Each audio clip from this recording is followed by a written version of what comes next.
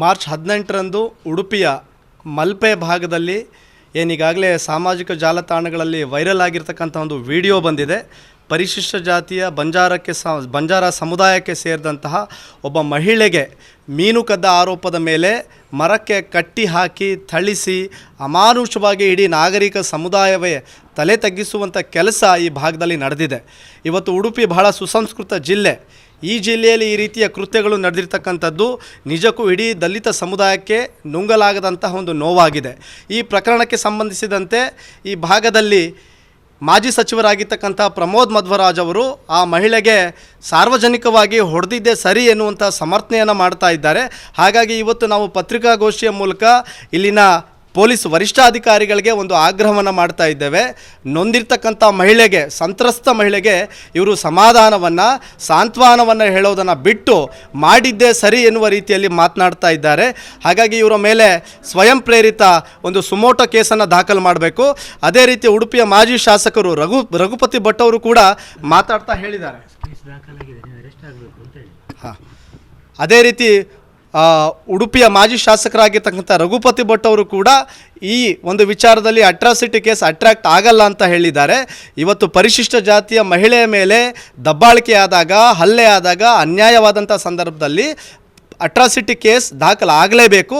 ಅದನ್ನು ಆರಕ್ಷಕ ಇಲಾಖೆಯವರು ಮಾಡಿದ್ದಾರೆ. ಇವತ್ತು ಉಡುಪಿಯ ಭಾಗದಲ್ಲಿ, ಮಲ್ಪೆಯ ಭಾಗದಲ್ಲಿ ನಮ್ಮ ಸಮುದಾಯದ ಸಾಕಷ್ಟು ಜನರು ಇವತ್ತು ವಲಸೆ ಬಂದಿದ್ದಾರೆ, ಮೀನುಗಾರಿಕೆ ಕೆಲಸವನ್ನು ಮಾಡ್ತಾ ಇದ್ದಾರೆ. ಈ ರೀತಿಯ ಕೃತ್ಯಗಳು ಇನ್ಮೇಲೆ ಆಗಬಾರ್ದು.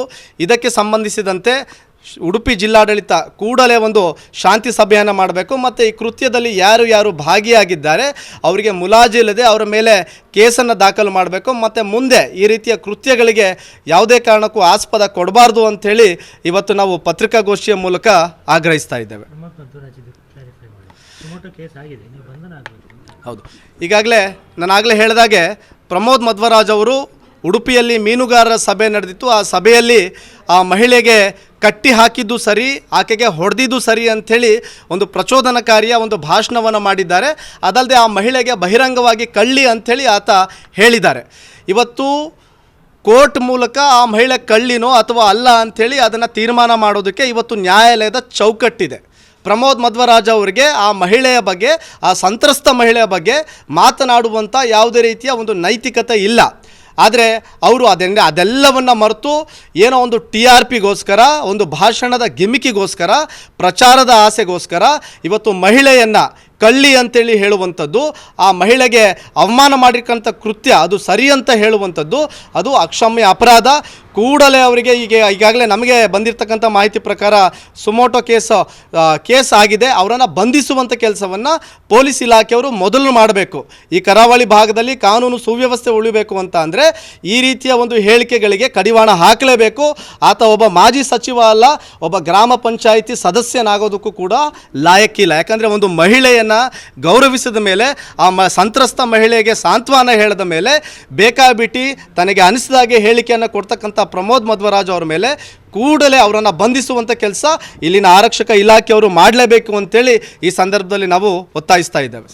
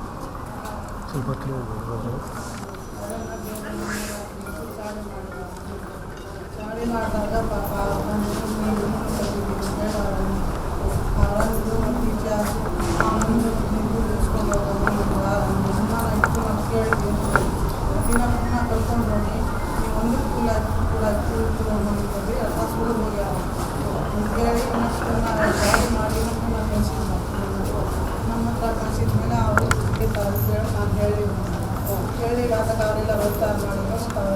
ನೀವು ಆಚೆ ಈಚೆ ಬಂದ್ಬಿಟ್ಟು 2 ಪ್ಲೇಟ್ ಬಂದು ಹೊಡೆದಿದ್ದ ಮೇಲೆ ಅವರು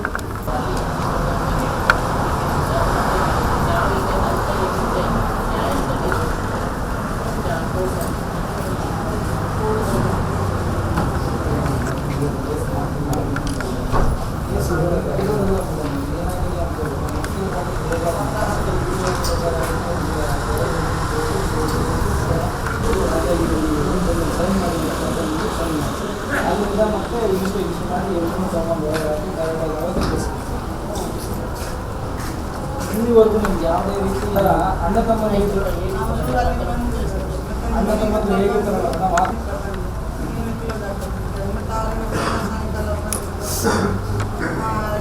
ರಾಜಿ ಮಾಡ್ಕೊಡ್ತೀವಿ ರಾಜಿ ಮಾಡ್ಕೊಂಡ್ಮೇಲೆ ನಾವು ಬೆಳಗ್ಗೆ ಫೋನ್ ಹಚ್ಚಿದ್ವಿ. ನಾನು ಯಾರಿಗಿಲ್ಲ ಅಂತ ನಾನು ಹೋಗಲಿಲ್ಲ, ನಾನು ಬರಲ್ಲ ಅವ್ರು ಬಂದು ಅಡ್ಮಿಷನ್ ಮಾಡಿ ಕರ್ಕೊಂಡು ಯಾವುದೋ ಸ್ವಲ್ಪ ಏನಂತ ನಾನು ಕೇಳುವಾಗ ನೀವು ಓದೋದು ಬರಲ್ಲ ನಾನು ಕೇಳುವಾಗ ಇಲ್ಲ ನಾನು ರಾತ್ರಿ ನಾವು ಸೇವ್ ಮಾಡೋದು ಯಾಕಂದ್ರೆ ಅದಕ್ಕೆ ನಾನು ಅದು ರಾತ್ರಿ ಮಾಡಿದಾರಲ್ಲ ಅಂತೇಳಿ ಸೇವ್ ಮಾಡೋದು ನಾನು ಅದನ್ನು ಓದೋಕ್ಕೂ ಬರಲಿಲ್ಲ ಏನು ಈ ಏನು ವಿಷಯ ಇಷ್ಟೇ ಇದು ಒಂದು ನಾವು ಈಗ ಹಂಗೆ ಮಾಡಿ ನ್ಯಾಯಾಲಯದಲ್ಲಿ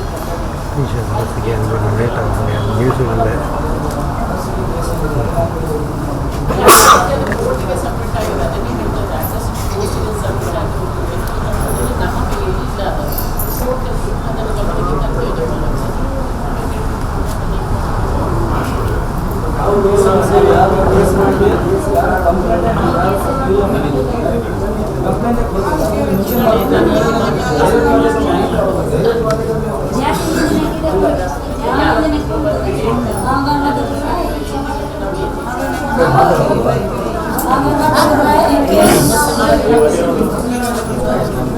ದಯವಿಟ್ಟು ಅಲ್ಲ ಮೇಡಮ್, ನಾವು ಇಷ್ಟು ವರ್ಷದಿಂದ ಕೆಲಸ ಮಾಡ್ತಾ ಇದ್ದೀವಿ. ಅಲ್ಲಿ ಡಕ್ಕೆಯಲ್ಲಿರು ಯಾರು ಜಾತಿ ನಿಂದನೆ ಮಾಡೋದಿಲ್ಲ ನಮಗೆ.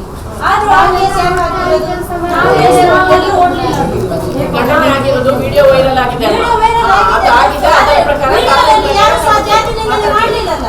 ವಿಡಿಯೋದಲ್ಲಿ ಜಾತಿ ನಿಂದನೆ ಮಾಡಲಿಲ್ಲ. ನೀನೇ ಎಲ್ಲಿಟ್ಟಿದ್ದೀರ ಅಂತ ಕೇಳಿದ್ವಿ ವಿಡಿಯೋದಲ್ಲಿ. ನಾವು ಕೇಳಿದ್ವಿ ವಿಡಿಯೋ. ಅದು ಜಾತಿ ನಿಂದನೆ ನಮ್ಮ ಜಗಳ ಆಗುತ್ತಲ್ಲ. ನಾವು ಕೆಲಸ ಮಾಡಬೇಡ. ಅದೆಲ್ಲ ಆಗುದಿಲ್ಲ ಮತ್ತೆ ಕರಣಿ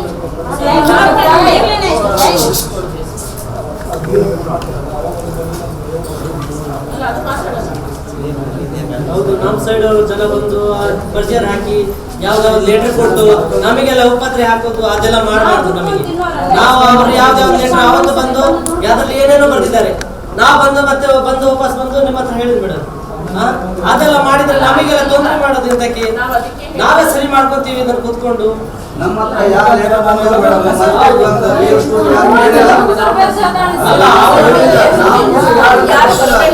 ನೀವು ಬಂದಿದ್ರೆ ನೀವು ಅಷ್ಟೇ. ಕಾನೂನು ಸಮಾಜವನ್ನ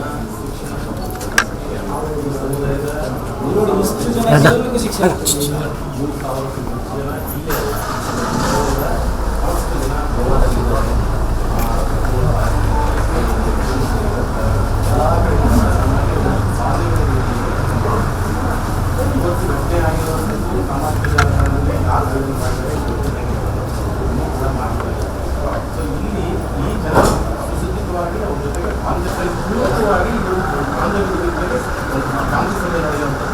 ಜೊತೆಗೆ ಅವ್ರಿಗೆ ಸಾಮೂಹಿಕ ಆ ರೀತಿಯೇ ಸವಾಲುಗಳಿರೋದು ಆ ಹೆಣ್ಮಕ್ಳು ಕೂಡ ಹೇಳ್ತಾರೆ ನನಗೆ ಓದಿದ್ದು ಬರೋದಿಲ್ಲ, ಬರೀಲಿಕ್ಕೆ ಬರೋದಿಲ್ಲ, ನನಗೆ ಸಹಿ ರಾಜಿ ಸಂಧಾನ ಆಗಿದ್ದೀವಿ ಅನ್ನೋ ಕಾರಣಕ್ಕೆ ಸಹಿ ತಗೊಂಡು ಅದು ಪ್ರಚಾರ ಹೆಂಗೆ ಸಾಧ್ಯ ಆಗ್ತದೆ